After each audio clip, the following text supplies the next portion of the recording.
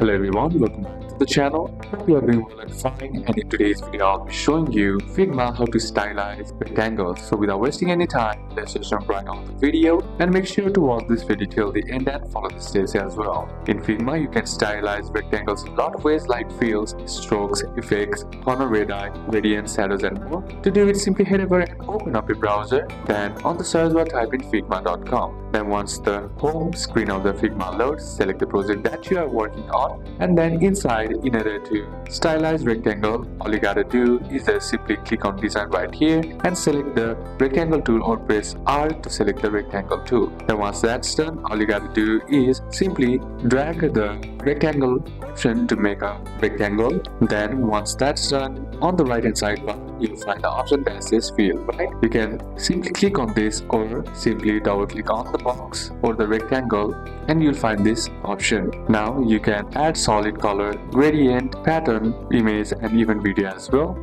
But you have to be a professional team to edit or add video. You can also select image by simply uploading from your computer and selecting an image, and the selected image will be added as a button. And you can change the gradient by simply clicking on the gradient option, and hence the gradient will be applied. And you can also select the stroke option and effects as well, like this, and select effects right here. You can use layer bound or any of the options you want, and that's basically how you can do it. So these are a couple of steps that you can apply, and that's it for today's video guys. Hope this video was useful to you. Leave a like if it did, comment down any questions that you have, and see you soon on the next one.